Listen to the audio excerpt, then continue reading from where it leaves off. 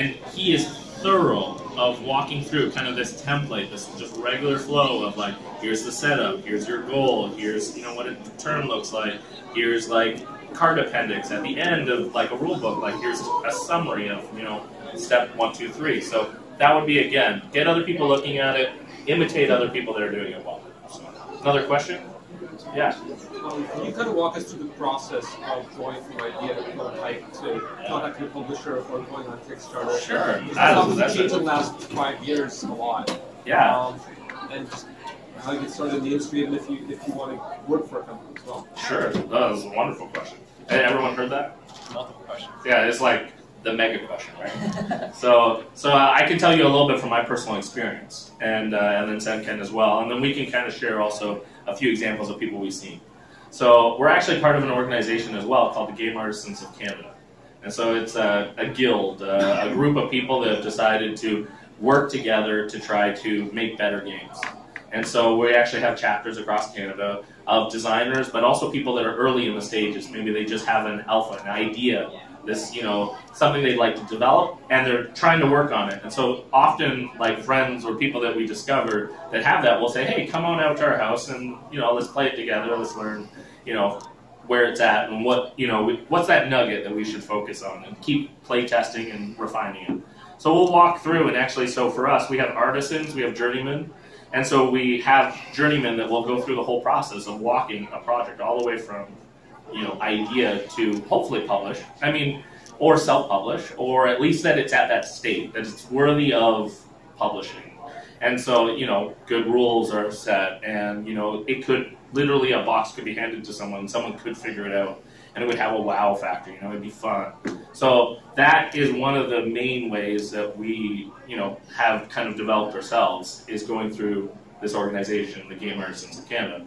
Now, with that said, there's, some tips along the way. So for instance, I would say for an alpha, just a quick thing is, you're probably going to work on a game by yourself for a little bit. Get it working, cut pieces out, get it out of your head, get it on the table. That's a big thing. Like, don't think about a million cards. The horror story, and I hope they're not here, is the reason I got into game design was I was over at Sen's house, and a guy I drove from far and came over to his house and said, I got this game idea. And Sen said, okay, let's see it. And he goes, well, I haven't designed it, but I got spreadsheets. And so he pulled out these spreadsheets, and he had designed in his head hundreds of cards, like 600 for cards. A really complicated game. And we're like, okay, well, can we push a few cards around and play it? He's like, no, I'm still working on getting this perfect in my head. And after he left, and I was like, man, if that's game design, I don't want to do that, but I think I can make a better game than that, because I can just start making a game, right? Like, get people interacting with something. So for me, I think one of the first things you got to do is get it out of your head, start pushing bits around, start making cards, even if it's small, even if it's like you make 3 cards and you see, is that fun? Or, you make some bits and a board and you start just drawing and doing something. Find the fun, work it out so that you're not also like annoying other people with playing like your really raw idea. But then get some trusted people that are willing to refine it, play it a few times, then say, thanks for your feedback, I'm going to go work on that for a bit. And you're going to repeat that a bunch of times.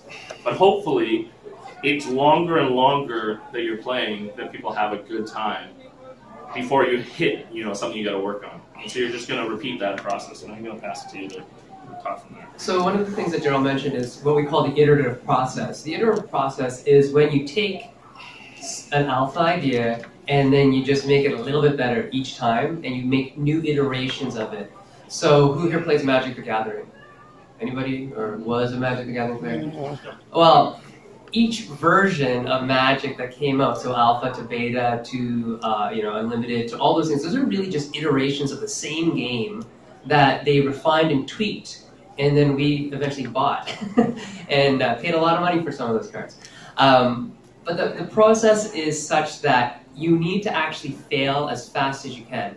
It sounds like ass backwards, completely ass backwards, but the job for a designer is to let go of their designs and let them fail, because it's only through failure that we can figure out what actually works. So if you have an idea up here, who can play that game? Nobody. No, you can't even play that game because you have a perfect idea of what it would be like, and it's probably wrong. 100% wrong, actually. It's usually always wrong. And then Shockingly bad. Shockingly bad. And then once you get it out on the table, you can actually see the physical parts. Oh, that's why it's not going to work. Oh, that's why this will work. Oh, the thing that I thought was fun, nobody else thinks is fun, but they really like that part. And so you hinge on that part, and you take it, that little nugget, like Daryl called it, and you reiterate it and reiterate it and reiterate it until it becomes this bigger thing. Daryl's other point about making small things first is really well taken. If you go upstairs later on today and you come find us, one of my games, Belfort, is a very big game. It takes up basically a whole table. It started out as 24 cards. And Jay, my co-designer, brought it to my house and said, let's try this. And I played it, and there was something there. There's something in it. I said, but you know what? It needs to be made bigger. And I started sketching in my sketchbook. I said, okay, it's got to be this. And I drew a pentagonal board, and if you come upstairs, you'll see that's the exact board that I drew is still in the game today. But all this other stuff that we had at the beginning is not in the game, and all this other stuff is because we play tested it. I think there's 27 versions on my computer of the board alone that every time you make a new iteration, new things happen, and new people come in and tweak it different ways for you or with you, and give you, their feedback.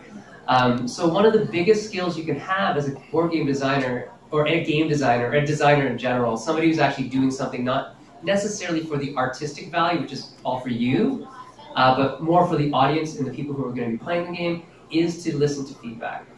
Feedback skills as a designer, and where Daryl and I are coming from, that we both give feedback to other designers and receive feedback from playtesters, public designers, is that you have to be able to filter it all. So this is one of the biggest skills you can learn, is how to take feedback in a way that you say that I've heard you, I appreciate that you're giving me feedback, I'm not going to listen to you. You don't let them know that I'm not going to listen to you part, because that's inside. Well, it's not fitting with my design vision. So you always have to have a very clear idea of what game do you want to make, what do you want to do with this. If you ask me, I'd make it into a game that I'd want to play, that I'd want to publish, that I'd want to design. So while I may give you very good advice, if it doesn't jive with your vision, don't take it. I'm not going to be insulted by it, but you have to be able to appreciate and see where people are coming from when they are giving you feedback. Moving on to, you asked about publication and Kickstarter and stuff like that. So today's day and age of smartphones and the internet and such, you can actually publish a game really, really easily. Within a phone call or two and a couple $1,000s in your pocket, you can get a game from nothing to something within a few months. The question is, should you, right? We can all do it. Now in today's day and age, there's print on demand through the Game Crafter, through drive-through cards, through all these websites. Yeah, those are print on demand game publishers who will actually take what you order parts and write the rules, and you hand them over to them. They'll make one-offs, or like a limited run, like 20 of them. They'll cost you an arm and a leg, like $20 a copy, but you can sell them for like $25 or whatever, instead of like $3 a copy when you manufacture in China or whatever. So those are print-on-demand people. And you can do that, but again, the question is, should you? So nowadays, in today's Kickstarter environment, we get a lot of people buying games or supporting games based on the hype. Because Kickstarter is a lot about that initial intro video. Does it look good? Is it a theme that I'm going to enjoy? Does it use a few mechanics that I think might be okay? But at the end of the day, nobody has played this game, really. And a lot of the advertisers or the reviewers that they get to review, now we know a lot of them, so we trust them, but you get paid. Yeah, they do get paid. They get paid to review. And so there's an intrinsic bias in Kickstarter to say that all these games are good, everything is good, and you need to be aware of that. But if you're going to publish or you're going to want to design a game for Kickstarter, still the best thing you can do is playtest. Really, that's the best thing you can do for anything you're doing with your board game idea, is playtest it, playtest it, playtest it. And when I say playtest it, I don't mean you and your family or you and your best friends. You have to go wide. You have to get diverse opinions from lots of people who may not even like this game, but their opinion actually matters almost more, because the people who like this type of game, all they're going to do is, yes, yes, yes, make more of that, I like it. But the people who don't necessarily like it will actually give you the feedback that you need to make it a game that they actually might like, or is at least one step closer to that.